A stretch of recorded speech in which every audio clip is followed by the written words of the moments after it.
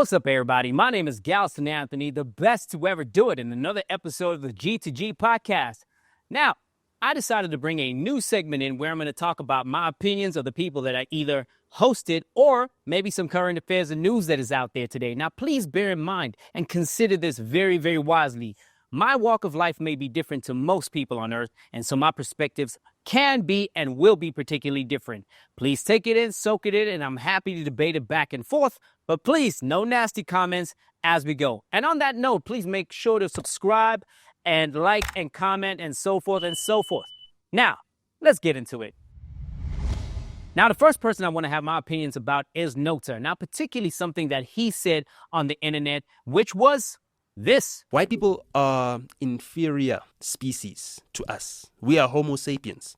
They've got Neanderthal blood in them. This is the science. And this is not science that was done by black people. It was done by them.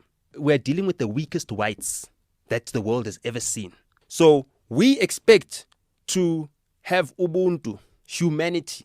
Unfortunately, by the strictest definition of what a human being is, white people are just below human beings. You are negotiating with an animal, a wild dog that you're trying to train to be tamed, to be upopi, you who guards your house. You can never do that.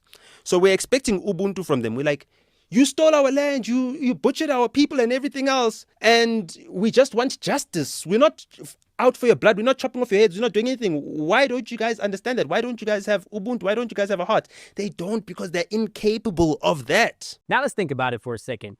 These words are particularly disparaging, speaking about how white people have Neanderthal blood, so therefore they are of a lesser species than black people, inferior white people. You cannot expect the same behavior of a human being that you're expecting of a dog. Now, humans are made of several different DNAs depending on which part of the earth you are. You have a higher percentage of one over the other. Now, it is known that the European, more Asian, have a higher percentage of Neanderthal DNA.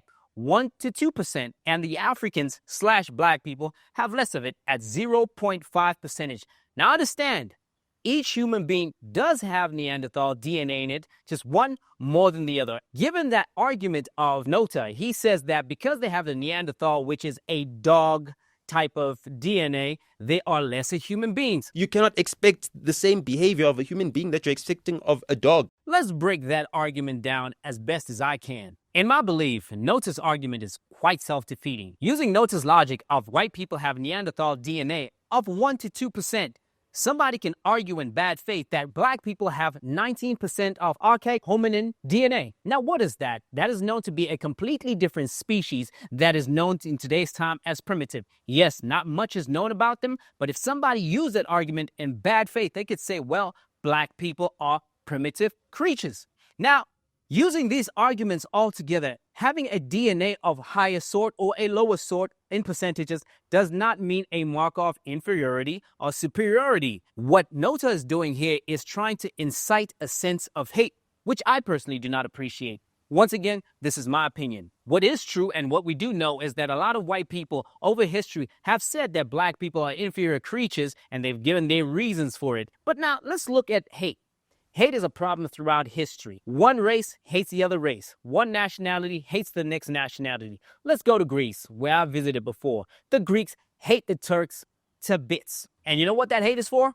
Yep, land. As well as the Chinese, who hate the Japanese because of history of oppression. Yes, South Africa has a similar history where white people have oppressed black people over this number of years in history, under the governance of apartheid. Now, Nota can be using that argument to say that, hey, in the past, there was dog-like attitude towards black people, and now he is using a thing where people of color, black people, need to hate white people in turn. But that is there already. He's just using an intellectual reason to do so. Now, Nota is creating a lot of power behind his name because he is an intelligent person, and we need somebody arguably as intelligent to argue against him. So I, Galston Anthony, I am not of the rhetoric that one race needs to hate another race despite the history. I'm more of a person that we got to come together and solve the problem.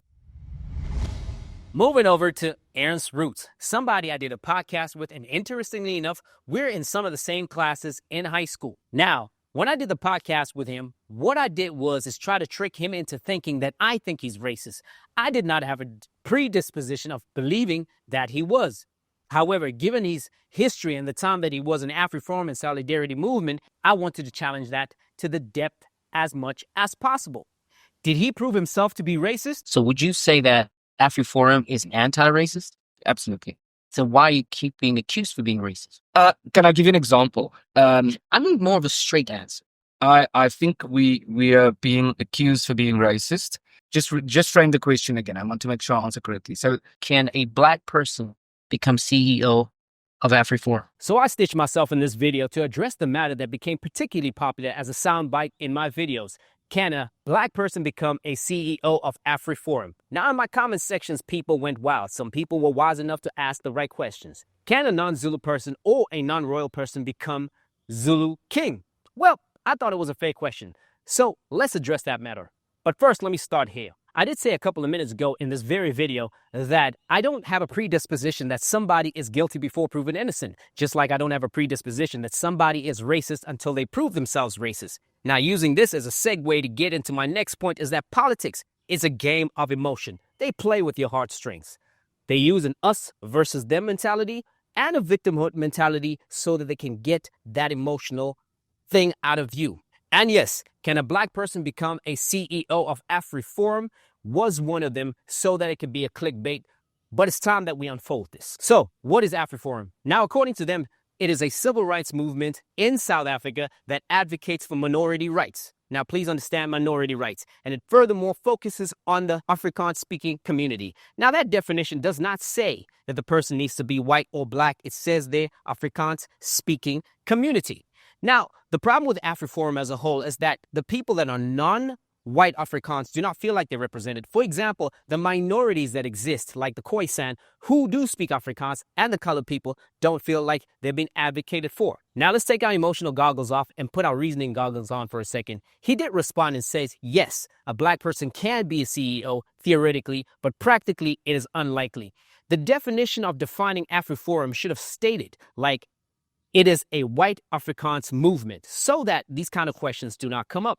Is there something wrong with that? Well, it is debatable, yes or no, but from my personal perspective, I actually don't think so. Just like you cannot be a non-Zulu Zulu king or a non-royal king. You have to be within the royalties. That is the tradition, that is the custom, that is the law. That's where you have to go redefine the organization so that organization is not only understood by us, but the Afriforum themselves. Well, let me take a couple steps back. So I was in high school with him, and Afrikaans people I met for the very first time as a teenager. In that particular area, I met Sothos, Vendas, and Tongas as well for the very first time. What I noticed about the Afrikaans, they were a very dominant group of people. They were people that really showed their presence a lot. Black people called that racist. Now, it was unbeknownst to me what racism was because that concept was completely new to me. So as I grew older inside of high school, learning more and more, I saw the hate between these two people. I decided not to inherit that hate. It didn't make any sense to me. Moving on, Ernst is now somebody who's in the Solidarity Movement and Afriforum. The idea of racism here is being misused. Everybody just throws it as they wish. I have a little bit with an issue with that because real racism is not something you see quite commonly today. However, people use it and use technical factors around it. And those same technicalities of racism that they call Afrikaans people, I met a group of people later that happen to have a black skin and have those qualities. Those people are the Zulu people. You know what? I actually wrote a list of things that I actually found Afrikaans and Zulu people to be quite similar in, which are deep cultural pride and identity, warrior spirit, and resilience, land and self-sufficiency, strong family and communal structures, direct and unapologetic communication, a legacy of resistance, a desire to self-govern, strong work ethic and determination, brotherhood and loyalty. Yes, many will agree that these are the common traits of the Zulus and Afrikaans. Yet one is called racist and the other one isn't. Now look, I'm not oblivious to the idea of apartheid. I understand it quite more deeply than most typical South Africans do. Yes, I did not feel apartheid personally, but you want to know who also didn't feel it? Many of the Gen Zs today. But on both sides, each side is being taught to hate each other through their parents and never quite felt this apartheid. So, we need to understand that throwing the word racism around is only inciting hate. So for my take, racism, y'all guys need to rewind, relearn, and understand things a little bit differently so that y'all can have something in common as opposed to stuff that is opposing. But these are just my opinion, my observations, and my walk of life. Do you agree? Well, you don't have to, but if you do or don't, please put it in the comments below and make sure that you say it respectful. I'm happy to have a debate with you or with anybody. And one person I really want to bring here and challenge him is Julius Malema. If you happen to see this, please, I want you to take a seat right here and we can chop it up. Until next time, make sure you subscribe, like, comment, and more.